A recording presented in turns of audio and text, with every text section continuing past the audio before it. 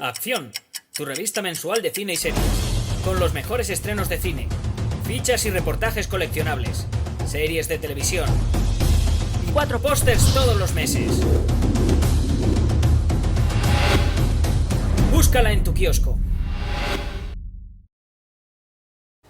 Bueno, David, pues vamos con Aníbal, película de 2001, del año 2001, ese año en el que cambiaron tantas cosas. Y antes de nada quiero advertir pues que esto es un vídeo de la revista Acción, Acción Cine y Acción Televisión, con una serie de secciones que tienen tanta información de actualidad como reportajes, entrevistas, opiniones, críticas, noticias, como un amplio tratamiento del mundo del coleccionable a través de las fichas que publicamos en cada revista, sobre fichas de carácter temático o bien fichas de las propias críticas y opiniones del mes. ¿De acuerdo? Podéis conseguirla en el kiosco, podéis pedirla también en la dirección que os van a poner en este vídeo. El segundo aviso, es un vídeo con spoilers, claramente. O sea que David ya ha visto la película y sabe cómo va. Quien no la haya visto no debería ver el vídeo, porque se va a estripar la película. Y mira que eso es una cosa que me molesta, pero bueno, David ha pedido la videocrítica, ha tenido una paciencia infinita que yo le agradezco para que hiciera este vídeo. Y evidentemente yo con él voy a hablar libremente, destripando la película del derecho y del revés. Y si os gusta el vídeo le podéis dar a like, podéis suscribiros al canal. Y vamos con la película Aníbal, esa secuela, porque aquí sí que claramente hay ya un primer tema, un primer cajón que abrir con la película Aníbal, David, que es bueno, su carácter como secuela de la película El silencio de los corderos. Dirigida por Ridley Scott, que es un director mucho menos irregular de lo que parece, pero que sí que es cierto que tiene una carrera bastante irregular, inexplicablemente irregular. Es uno de los directores que a mí más me despista en cuanto a por qué algunas de sus películas no alcanzan la cota altísima que pienso que puede alcanzar él siempre como director. No lo entiendo. Sin duda tendrá sus explicaciones, obviamente, pero sí que es cierto que en su carácter como secuela, pues esta película, digamos que parte ya con un lastre importante, que es seguir la pista a uno de los auténticos clásicos del cine de terror fusionado con intriga, como es El silencio de los corderos, que parte con un segundo lastre de que, perdida esa sorpresa inicial del personaje de Aníbal Lecter, lo que le queda a Ridley Scott es desarrollar ese personaje. Hay una novela en la que se basa esta película, una novela que evidentemente es de Thomas Harris, que es el creador de Aníbal Lecter, el creador de Aníbal el caníbal en la literatura, en la novela, en sus libros, y que también como secuela también es inferior al Silencio de los corderos. Aquí entramos en un debate que podríamos alargar hasta el infinito, con opiniones a favor y en contra, de si las secuelas son o no interesantes más allá de las películas originales o de las novelas originales en este caso también. A ver, claro, aquí todo el mundo puede citar a favor El Padrino 2, todo el mundo podría citar a favor Las aventuras de Huckleberry Finn frente a Tom Sawyer. Es mejor Las aventuras de Huckleberry Finn que Tom Sawyer, que fue la primera novela. Y ya puestos así, pues podríamos decir que hay algunos ejemplos más de que, bueno, un ejemplo básico, El Caballero Oscuro, muy superior a la primera película de Batman de Christopher Nolan. Y otro ejemplo podría ser perfectamente la que para mí sigue siendo la mejor película de toda la saga, de toda la franquicia de Star Wars, de la Guerra de las Galaxias, que es El Imperio Contraataca. Claro, estos ejemplos son, yo diría que son más bien la excepción a la regla, porque hay que partir de la base de que, perdida la excepcionalidad del relato original, perdida la sorpresa del relato original, y cerrado como está también cerrado el relato original, en el caso del Silencio de los Corderos, pues evidentemente la secuela parte, como digo, con esos lastres ya para poder desarrollarse con cierta libertad. También hay que decir que nosotros, público, espectadores, audiencia, tenemos también nuestra parte de culpa, yo el primero, en cuanto a que cuando vemos una película que nos gusta, en un instinto perfectamente natural queremos más de lo mismo. Cuando algo nos gusta, queremos repetir. Esto ocurre tanto en la vida como en cuando algo nos guste, no nos gusta, no queremos repetir, pero cuando algo nos gusta, queremos repetición. Y entonces, claro, ahí entramos en una actitud un tanto farisaica por nuestra parte, que consiste en, por un lado, reclamar una cosa que es una repetición, que de alguna manera inevitablemente va a caer en el más de lo mismo, y a la vez reclamar que sea distinta a la original porque queremos que nos sorprendan otra vez y queremos alcanzar las cotas de sorpresa que alcanzamos con la primera película. Digo todo esto, David, para que todos seamos conscientes de cómo, porque ahora con las redes sociales, las opiniones y demás, ocurre que está todo un poco como más embarullado, ¿no? Pero la realidad es que aquí hay un emisor, que es la película, su director, su guionista, su productor, etcétera, todo el equipo técnico y artístico, pero hay un receptor, que es la audiencia, el público, y evidentemente, digamos que tenemos las culpas de esto de las secuelas y de las franquicias y de las precuelas y de las secuelas spin-off, de la serialización del cine y de la falta de excepcionalidad de las películas, de carácter de excepcionalidad que tenían las películas cuando eran autoconclusivas y sin continuaciones.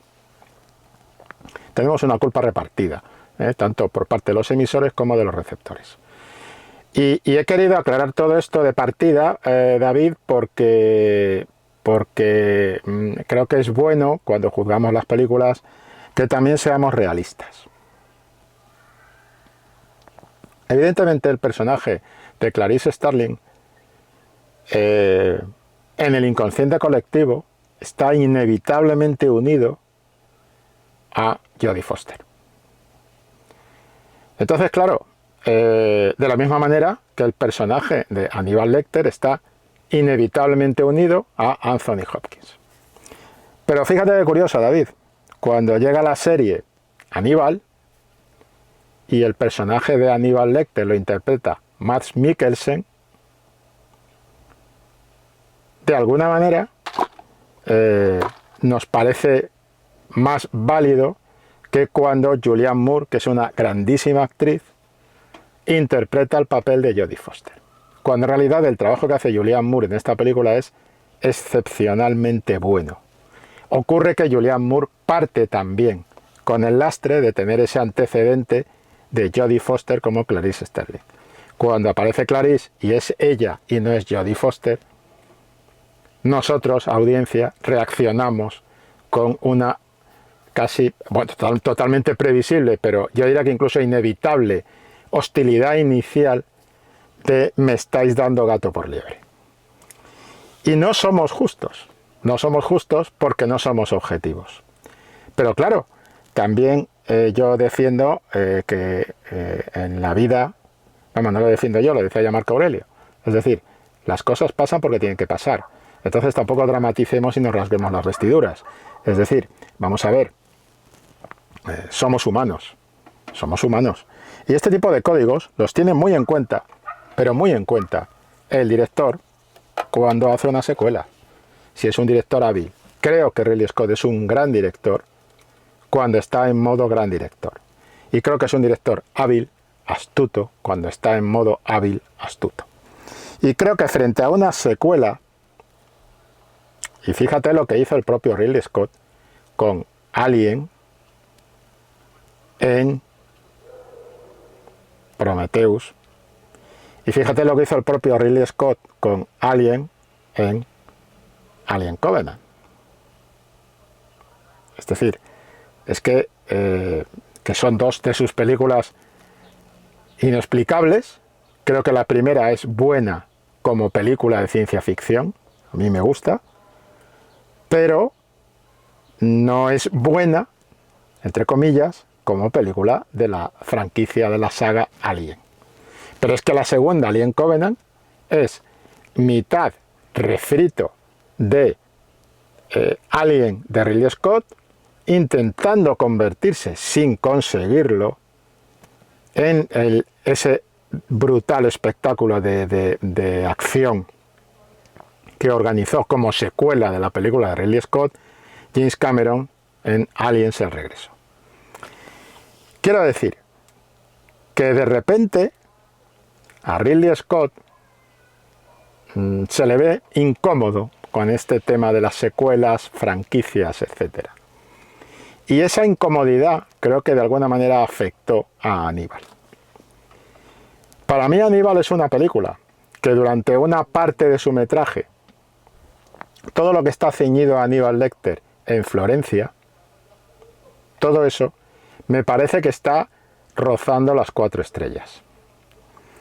Me ocurre que cuando sale de Florencia y invocamos ya el desenlace de la película en el tercer acto, con la resolución de todo eso que se ha planteado, de una manera bastante curiosa e interesante, o por lo menos con una elegancia y un estilo visual impecable, que no se le puede reprochar nada ahí, ni a Ridley Scott, ni a su director de foto, ni a nadie. Pero claro, cuando salimos de Florencia, nos encontramos con la parte más floja de la película. Y es que en el momento en que sale de Florencia, todo aquello que ha ganado, todo aquello que ha alcanzado, que para mí estaría una película de 4 estrellas, en ningún caso 5, sin embargo El silencio de los corderos sí es claramente una película de 5 estrellas. Pero cuando Ridley Scott ha alcanzado esas 4 estrellas, ahí como empujando un poco, pero las ha alcanzado en toda la parte de Florencia, en el momento en que sale de Florencia, la película se precipita, y ojo que la película tiene guión de David Mamet, que no es ninguna broma, que no es ninguna broma. Pero en la resolución, en el resolver todas esas claves que se han ido planteando en la parte de Florencia y en las 2 primeras partes de la película, es donde la película empieza a perder gas, y tiene una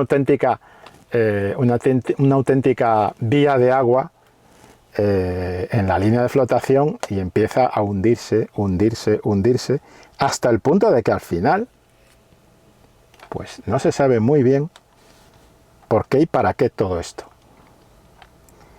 Por la precipitación con la que se resuelven los temas. Entonces al final, esas 4 estrellas, para mí acaban quedándose en 3 estrellas y media, por ese momento, por esa etapa de Florencia, donde también hay que decir que para mí, tengo que decirlo, naturalmente esto ya entra más en el código de lo personal, ¿no?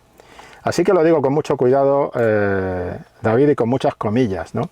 Pero lo digo porque creo que debo decirlo. Mi impresión personal es que en la parte de Florencia también aparece ese Ridley Scott que a veces se nos pone demasiado pedante. Y hay una pedantería en toda la parte de Florencia que, pues hombre, que también devalúa de alguna manera la naturalidad que debería tener esa historia, de esa personalidad. Creo que va en contra de la personalidad que podría haber tenido esta película, liberada de esa pedantería, liberada de esos fantasmas del silencio de los corderos, liberada de esos guiños que hay en la película El silencio de los corderos, el momento en que, por ejemplo, Clarice, volvemos a verla correr por el bosque, y es un momento, yo diría que casi cercano a lo patético, de un intento de decir, voy a cerrar el círculo, ahora vuelve Clarice otra vez, y vuelve a encontrarse con Aníbal, y vamos a cerrar un círculo. Una especie de presión sobre la historia que le resta vitalidad, naturalidad y que siendo muy elocuente en lo visual, a veces con esa pedantería parece que está intentando utilizar, la pedantería se convirtiera como en una muleta, ¿no? Una muleta, ese estilo, esa elegancia, ese intentar profundizar en la mente de Aníbal Lecter, pues hace que sea un poco alambicada también. Pero no obstante, yo le respeto y le valoro esa calidad del relato en Florencia, pero una vez que sale de Florencia la película empieza, quizás se le cae la careta, no lo sé, empieza a manifestar una serie de vulnerabilidades, de construcción, de argumento, de desarrollo de personajes y unas prisas por acabar aquello cuanto antes y por intentar restablecer un protagonismo de Clarice Starling que no tendría que ser necesariamente exigible en la película, en tanto en cuanto la película se titula Aníbal, en tanto en cuanto la película ya desarrolló el personaje de Clarice Starling. Hay que decir que en El silencio de los corderos se plantea un tema muy interesante de qué estamos hablando. A ver, por una forma de construcción. Esto es debate, por lo menos en las aulas.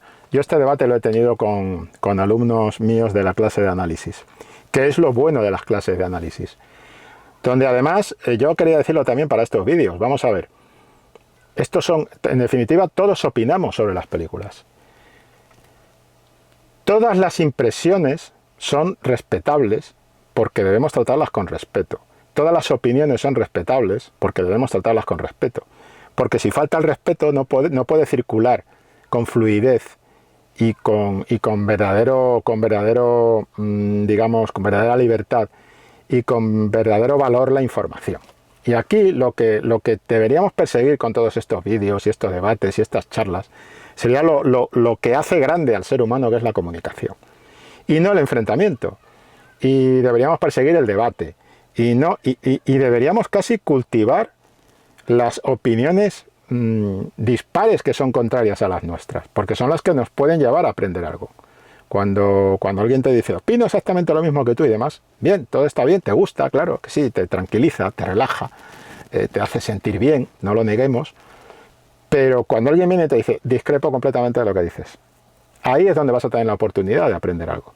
Entonces esto hay que tratarlo con más naturalidad de lo que lo tratamos todos, tanto los emisores como los receptores. Y digo todo esto pues por todos los comentarios que salen después en los vídeos y demás.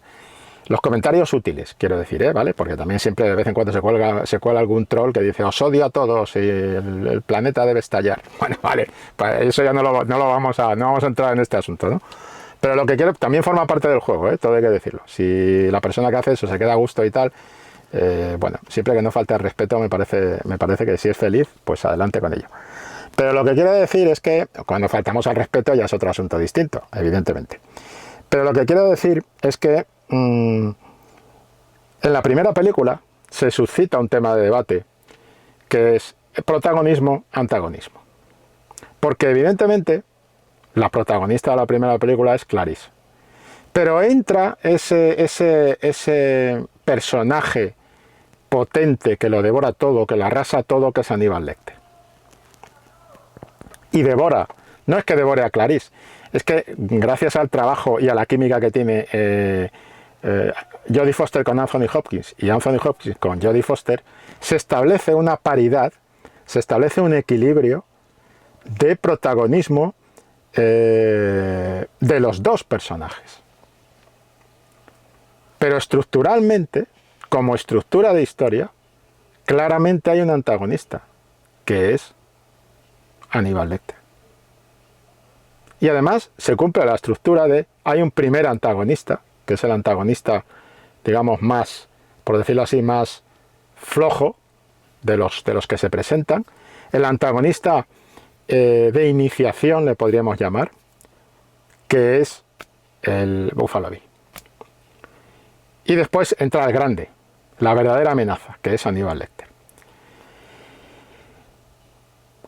En el momento en que Aníbal crece, la clave para que la película funcione bien es que Jodie Foster no desaparezca.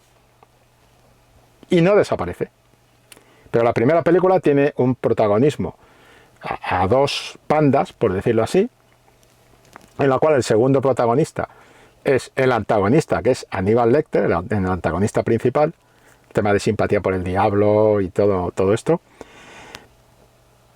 De hecho, el propio Thomas Harris decía, llegó a declarar cuando publicó la segunda novela que sirve para Aníbal, llegó a decir que Aníbal Lecter era como una especie de Drácula, era un Drácula actualizado a la modernidad, a los años 90 y al 2000. Pero ocurre que en la segunda ese binomio de protagonismo no funciona. Pero en cualquier caso, no pasa nada si aquí Clarice Starling queda en un segundo término inicial, aunque le dan todo el protagonismo, y ahí empiezan las contradicciones de Ridley Scott y del guión de David Mamet, de Steven Salian, del guión de Thomas Harris. Es un poco de la novela de Thomas Harris. Hay como un conflicto ahí, pero yo, leyendo la novela, creo que está claro que Thomas Harris lo que quiere es que en su secuela del Silencio de los Corderos el protagonismo recaiga en Aníbal. Y ese es uno de los temas de esta película. También, cómo no funciona esa estructura de binomio de protagonistas, que podía haber habido un intercambio, es decir, sí, aquí el protagonista es Aníbal. Para mí eso es lo que intentó la película, que el protagonista fuera Aníbal, el protagonista inicial o principal fuera Aníbal, pero que hubiera una segunda capa de protagonismo, que en este caso, en vez de ocuparla Aníbal, como en la primera película, la ocupaba el personaje de Clarice. Lo que sorprendentemente funciona bastante peor es ese antagonista inicial o ese antagonista de iniciación que de alguna manera cumpliría el papel de Buffalo Bill, y que es el personaje este de Mason, que es una víctima que escapó de Aníbal y que busca una venganza. Que en realidad es bastante sencillo su planteamiento, es decir, interpretado por Gary Oldman. Creo que Gary Oldman hace un trabajo que está por encima de lo que el guión le da a su personaje. También creo que Julianne Moore no está nada respaldada por el guión como actriz. Creo que Clarice está muy bidimensional, y que, de guión digo, y que no está realmente desarrollado su conflicto, porque ya se desarrolló plenamente en la primera película, o sea que no había mucho más que desarrollar. Y además porque está lastrada, como el propio Aníbal y la propia película y el propio Gary Oldman y todo el circo que se monta en Aníbal y el propio Ridley Scott, por una maniobra de lo que se llama hoy vulgarmente fanservice. Lo que se dice fanservice, es decir, vamos a darle a los fans algo, el rollito romántico. Aníbal y Clarice tienen que tener un rollito, tienen que tener... Aníbal se enamora. A ver, cuidado con ese concepto. Es el concepto que ha llevado a que Drácula y los vampiros se conviertan en unos gusiluces amorosos, de estos de lamparita de la mesilla, para iluminar las noches solitarias en crepúsculo. Esto ha llevado a que el vampiro se convierta en una figura romántica que ama, como lo hacía la propia película, que lo hace muy bien, pero que no va con la novela original de Bram Stoker, la película Drácula de Bram Stoker, mis narices, de Francis Coppola. Es una buena película, tienes videocrítica mía por ahí también y puedes verla. Pero, de luego, es mejor que Aníbal, está claro. Pero quiero decir, esto ha llevado a que ese personaje de Drácula que invocaba a Thomas Harris sobre como una especie de figura icónica en la que él quería que siguiera su personaje, pues ese personaje del vampiro Drácula y de todos los vampiros se hayan devaluado cuando el vampiro Drácula fundamentalmente tiene las mismas claves, mejor dicho, Aníbal tiene las mismas claves que el vampiro Drácula, que son dos, fundamentalmente. Clave número 1 es el antagonista o la amenaza o el elemento de caos revelador. Lo que viene a hacer Drácula es lo mismo que viene a hacer Aníbal con Clarice, que es sacar a la luz. Es como un psicólogo el tío. Tú vas al psicólogo y el psicólogo te dice, vamos a ver, tú no estás bien, vamos a ver por qué no estás bien. saquemos a la luz lo que tú estás, de alguna manera, ocultándote a ti mismo y que se está convirtiendo en un lastre, en un problema y en algo muy serio. Y eso es lo que hace Aníbal con Clarice. La somete a un tratamiento de choque, si se quiere, no, un tratamiento de choque psicológico, y es el elemento de caos que sí, que efectivamente instala el caos en un mundo supuestamente de orden, pero que es un falso mundo de orden porque ese es un mundo, tiene una serie de lastres y de problemas ahí que salen a la luz. Esto es lo que es Aníbal. Cuando a Aníbal lo convertimos, como a Drácula, en un elemento tipo Romeo-Julietesco, con esa frase final que le dice Aníbal a Clarice, si no le diría, por favor, si me amas, no lo hagas. Este tipo de cosas, pues es cuando estamos cayendo en el fanservice, es cuando estamos cayendo en la satisfacción de sueños de carácter erótico festivo y bristofílico de la audiencia, del público, y en esa especie de engendros que se montan algunas veces y que lo que hacen es desvestir al personaje de toda su personalidad, darle la vuelta al calcetín y estropear una buena obra, una buena creación. Esa es la opinión que yo tengo de lo que en parte pasa también aquí, ¿no? Es decir, Aníbal el caníbal se ha convertido en un caníbal, antropófago, asesino, enamorado. Y claro, amigos, ahí es cuando sube el precio del pan. Es decir, ahí ya, por ahí vamos a tener problemas. Claro, el propio Ridley Scott es consciente de esto. De hecho, esa secuencia final que hay con el niño en el avión, al niño le da sesos, y creo que ahí es donde tú dices, bueno, yo por lo menos ahí dije, cago en la leche, Ridley, que podías haber estado así toda la película, hombre. ¿Qué nos has hecho, tío? ¿Qué te has hecho y qué nos has hecho y qué le has hecho al pobre Aníbal? Que este es el Aníbal que no hemos visto en toda la película, ¿eh?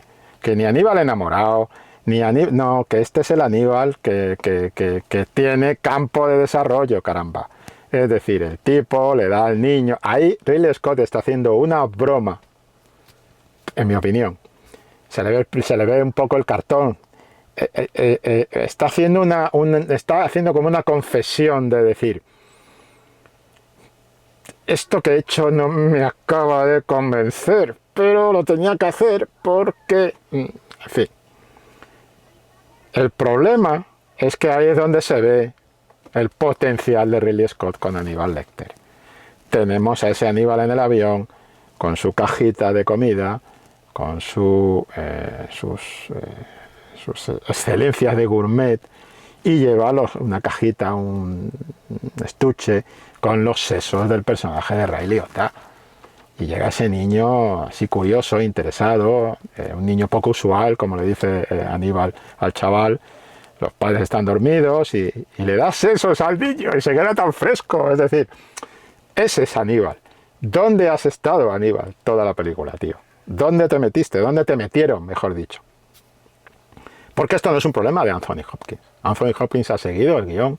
Anthony Hopkins sabe que está dirigido por un gran director, sabe que tiene un buen guionista. Y claro, una cosa muy interesante es como que esto me gustaría hablarlo con actores, y si puedo me las voy a ingeniar para hacerlo de alguna forma.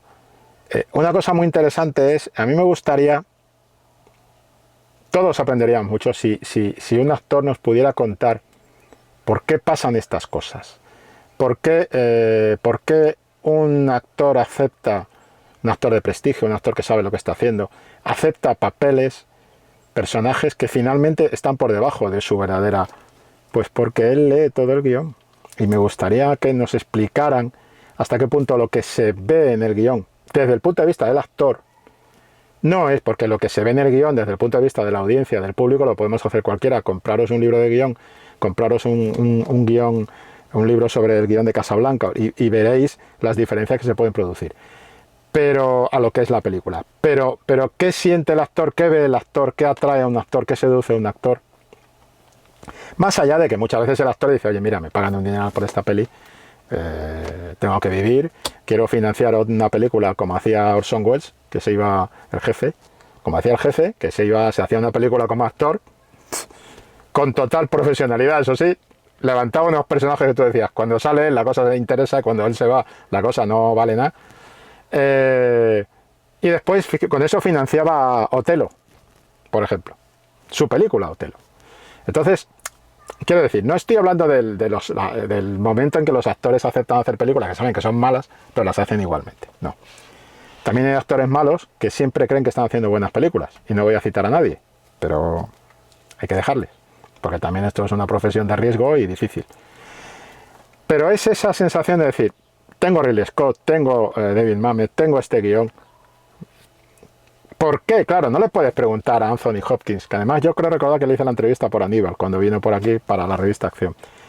Que por cierto, yo recuerdo a Anthony Hopkins, a mí me dio la impresión, y no estaba yo solo como periodista, era una especie de mini rueda de prensa, había varios compañeros, cualquiera puede salir a desmentirme, pero a mí me dio la impresión de que con mucha retranca vimos más a Aníbal Lecter. O sea, Anthony Hopkins como Aníbal Lecter, en esa mini rueda de prensa, en esa conversación con 6 o 7 periodistas, en el hotel, sería uno de estos del centro de Madrid, no voy a hacer propaganda, pero vimos más a Aníbal ahí que en la propia película. Porque hubo un momento con una compañera le preguntó, bueno, eso, ¿de dónde había salido esto de la primera película? Que si le pedían mucho que lo hiciera y tal, y él contó que eso se le había ocurrido a él, y nos lo hizo. Y había una retranca, había un cachondeo, una autoparodia con el personaje, un saber, estoy interpretando un personaje extremo, un saber trabajar con elegancia, la exageración, que creo que en la película está en ese momento del avión. Y lamentablemente, pues en el resto de la película está el Aníbal Lecter, y no por culpa del actor, insisto y subrayo, está más alambicado. ¿Cuándo vemos a Aníbal Lecter en la película? En la secuencia esta del ataque a la enfermera, por ejemplo, que está contemplando Clarice en la televisión, en esa secuencia donde se ve la bestia, en esa secuencia donde organiza Patsy, por cierto, un excelente Giancarlo Giannini, ahora diré una cosa de Giancarlo Giannini, en esa secuencia donde se organiza esa especie de trabajo del carterista, ese golpe del carterista, para que queden las huellas impresas en la pulsera y tal, y en el momento en que Aníbal compra el periódico, además es un Aníbal ubicuo, que incluso se convierte en sombra, hay varias alusiones a esa idea de Aníbal igual Drácula, que se convierte en sombra cuando pasa por delante de una luz, en una columna y demás, y que es ubicuo, o sea, está en una parte del arco, de los arcos del soportal, y después salta al otro, y el carterista tiene que irse cambiando, y ahí es donde te das cuenta de que el cazador se ha convertido en presa, y Aníbal compra el periódico y ve al tipo, y se le queda mirando, esa mirada, ese Aníbal está, pero está en fogonazos, ¿eh? Ese Aníbal está en el momento del hacha, que es el final de la película, el momento del hacha con Clarice cuando le pone las esposas y le dice, va a doler, por arriba o por abajo, va a doler, ese Aníbal. Que fíjate que eso se pierde en el final que quitaron, y yo creo que hicieron bien en quitar el otro final, el final en el que no se amputa la mano. ¿Por qué? Porque primero, intentando expresar lo que expresaba la película, aunque yo me parezca que ese Aníbal enamorado pues se me va, es que no me sobra esa frase de nunca, alguna vez me dirías por favor si me amas para. A mí es que eso es lo que materializar en una frase, ahí está el fanservice, materializar en una frase algo que se está diciendo en toda la película. Aníbal siente una atracción por Clarice, y es en las frases de la paloma volteadora. Es lo que le atrae, está explicado ya. Aníbal no puede lanzar una declaración de amor. Creo, pienso, opino. Pero en cualquier caso, el tema del hacha está mejor que el final que se hizo después, donde no hay corte de mano y simplemente Aníbal se va a coger una furgoneta tal y después aparece todo del niño en el aeropuerto, en el avión y tal. Entonces, a mí me gusta el final que dejaron. Me parece que es mejor. Pero sobre todo es mejor porque tiene esa clave del hacha, ¿no? Del momento de este sí es. Es que Aníbal es un personaje muy difícil, que además Anthony Hopkins maneja muy bien. Que es ese personaje que está en la línea, está en la línea de si se pasa un poquito más, se va a la exageración, sobreactúa. Nunca sobreactúa. Anthony Hopkins no sobreactúa. No sobreactúa. Y el momento, ya digo, con los periodistas y tal, es Anthony Hopkins, que dices, estoy viendo un gigante, me cago en la leche. Es decir, ese es el Aníbal. Aníbal no está sobreactuado en manos de Anthony Hopkins. Y diré más, no está sobreactuado en manos de Mads Mikkelsen, pero de otra manera. Mads Mikkelsen lo lleva por otro camino y eso es bueno, porque nos están dando el personaje de otra manera, con otro punto de vista. Entonces, como digo, en la película hay estos lastres, pero igual que hay fogonazos de Aníbal Lecter, hay muchos fogonazos de lo grande que puede llegar a ser Ridley Scott. Y yo espero que ahora con Napoleón podamos comprobarlo. Porque yo creo que Ridley Scott es muy grande el tío, como director. No lo creo yo, lo cree mucha gente, pero tiene esas cosas de te doy una de cal y otra de arena. Tiene esos momentos no sé, que se me escapan del Reino de los Cielos y de otras películas, ¿no? Esta de los 10 mandamientos, no sé, La sombra del testigo, que yo me pasé toda La sombra del testigo diciendo, ¿qué hago yo aquí? ¿Qué hace aquí? ¿Qué hace aquí Ridley Scott? Esta película. Y con lo que ha venido después, y después va el tío y te hace American Gangster. Y te hace otras maravillas que ha estado haciendo, pero de repente va y te hace Robin Hood, y la primera parte de Robin Hood es Ridley Scott, y dices, y aquí despega, y cuando va a despegar es Ridley Scott que cae, y dices, le está pasando en algunas películas con más frecuencia de la que nos gustaría, y de la que le gustaría a él seguramente.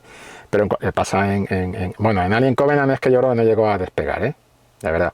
En Prometheus, bueno, pero en Alien Covenant no llegó a despegar. Entonces, con Aníbal, que es una de las, diríamos, flojas de una carrera, de una gran carrera, con Aníbal tiene también esos fogonazos, ¿no?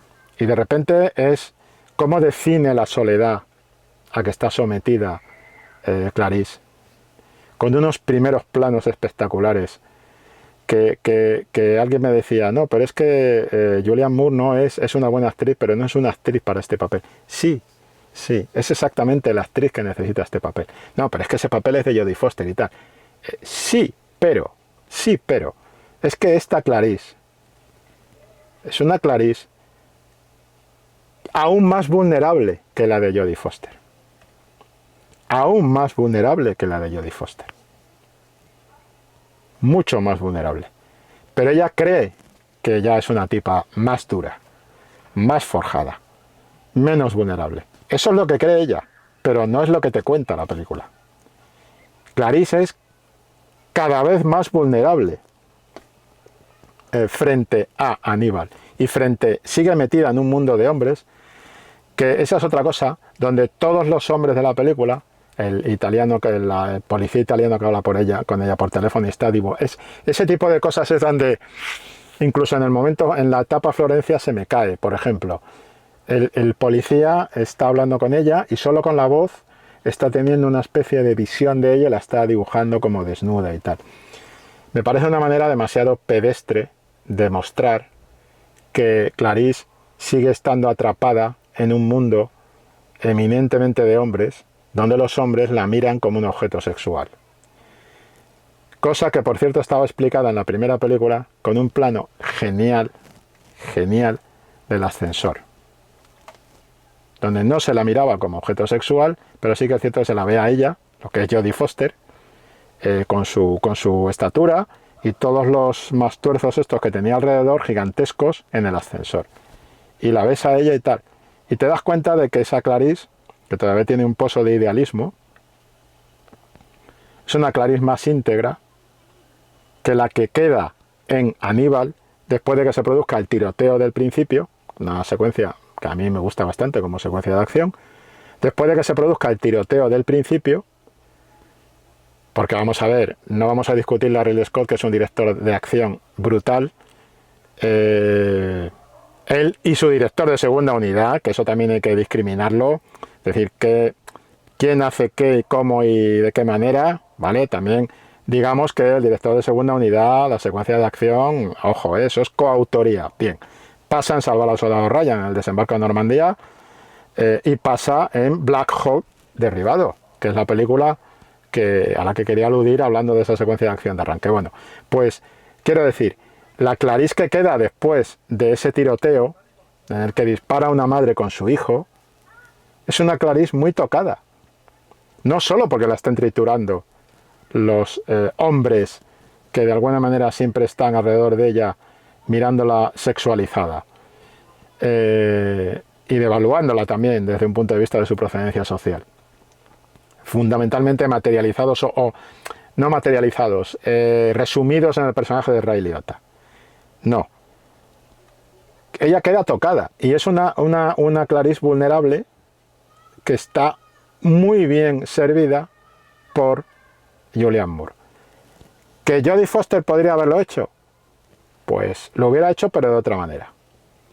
Julianne Moore le da ese aire casi etéreo que está en ese dibujo que hace Hannibal Lecter de ella, que es una clara alusión a la relación entre ambos y tal. Por eso digo, el dibujo de Hannibal Lecter, de ella y él, sí, ese sí. El dibujo del italiano, dibujándola desnuda, es un subrayado excesivo, poco elegante y excesivo. Es redundante, es una redundancia visual y una simplificación visual.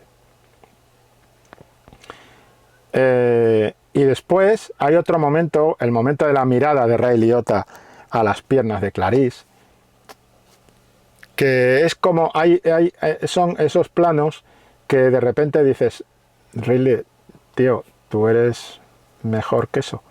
Como el plano de la pistola, su pistola, que Patsy olvida encima de la mesa cuando justo va a ir a que lo liquide Aníbal. Y se le olvida la pistola. Y te hace un plano de detalle de la pistola. Y tú dices, subrayado, bueno, sí, quieres expresar la vulnerabilidad.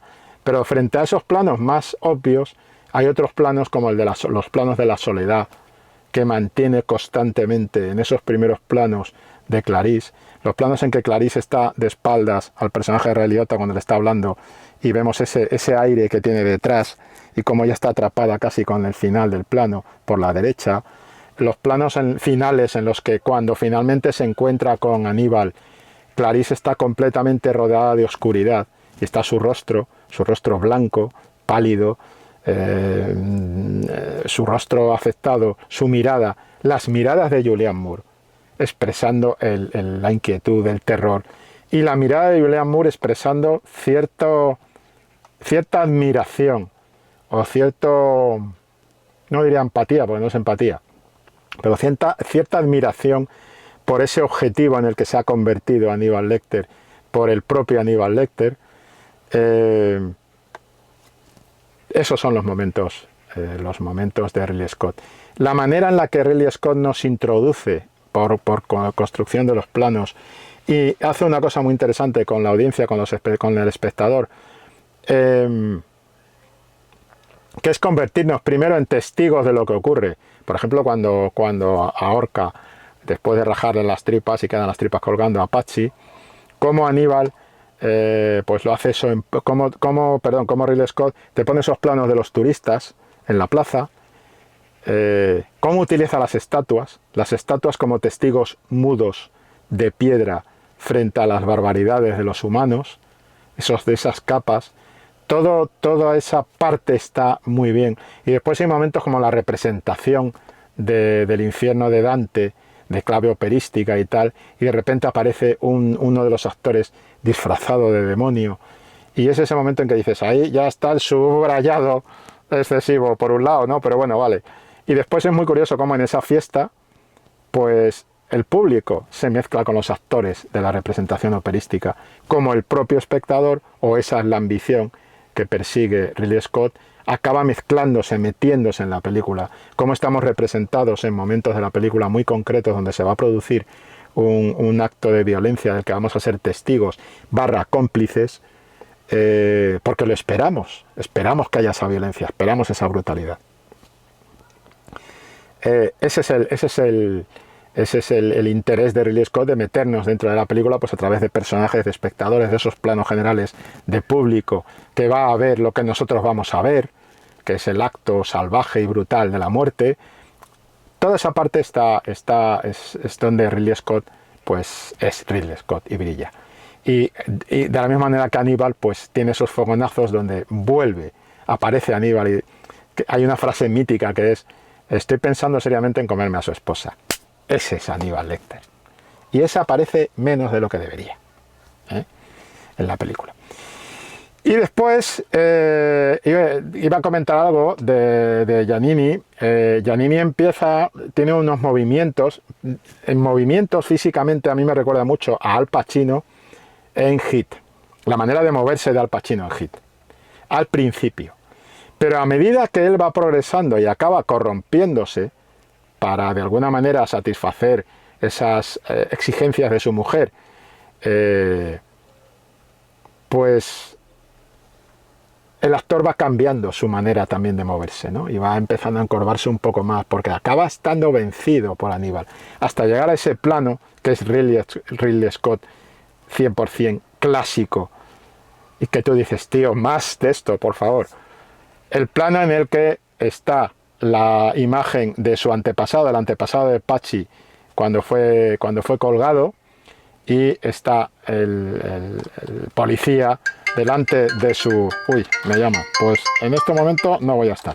Está el policía frente a su antepasado colgado, y se proyecta la sombra del policía sobre su antepasado, sobre la imagen de su antepasado en la pantalla, y al mismo tiempo una sombra gigante de Aníbal que se acaba acercando a él justo en el momento en que lo va a matar. Toda esa secuencia está muy bien. Igual que está muy bien la secuencia del acecho, cuando Pachi...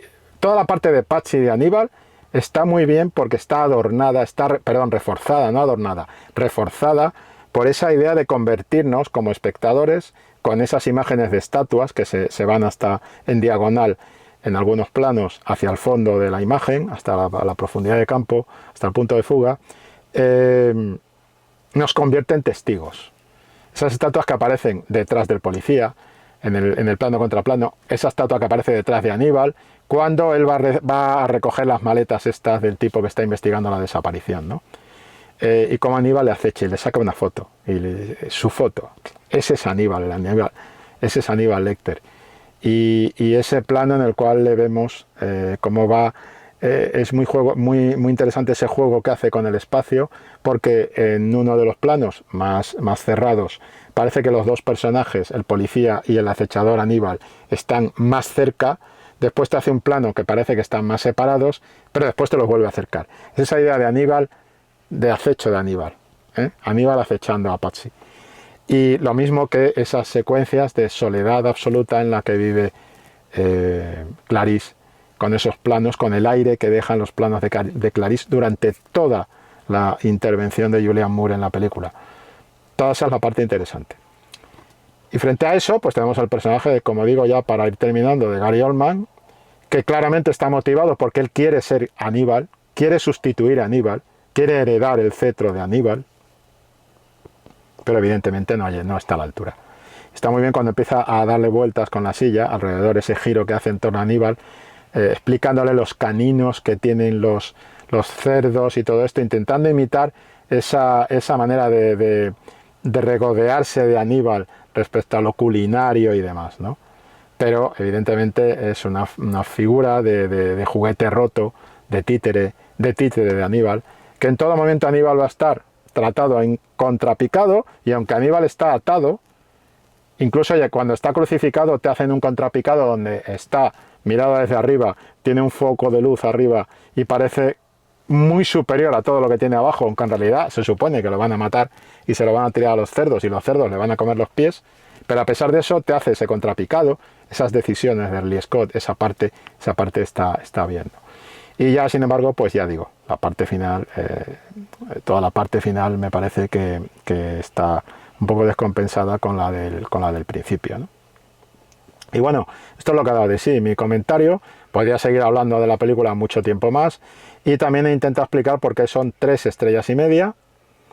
Sé que habrá gente que me diga, hombre, si es muy buena, son 4 estrellas. No, a ver, yo he disfrutado mucho viéndola, pero tiene todos estos pequeños lastres que yo le he visto, en mi opinión. Si me vais a tirar tomates, os aviso que yo ya la ensalada, tomates ya tengo muchos, ¿eh? Pero, por ejemplo, pues algunas naranjillas y unos platanillos para hacerme la macedonia de frutas me podrían venir casi mejor, ¿eh? No podemos pensar todos igual. No es bueno que pensemos todos igual. No es bueno. Es bueno que cada uno tengamos nuestras opiniones y nuestra manera de ver las películas y nuestra manera de entender las películas. Y ahí pues podéis comentar en los comentarios que podéis hacer en los vídeos, también entre vosotros se puede establecer. Lo único que os pido es respeto, no hacia mí, que también, obviamente, pero entre vosotros, respetaros entre vosotros. No tenéis que pensar todos y todas lo mismo. O sea, lo bueno de esto, la información circula en torno a distintas. Y para mí son 3 estrellas y media. Le pongo esa media por todo esto que he dicho. Perdió las 4 estrellas y nunca tuvo las 5. Y bueno, en fin, espero que te haya interesado la crítica y nos vemos en otra. Hasta luego.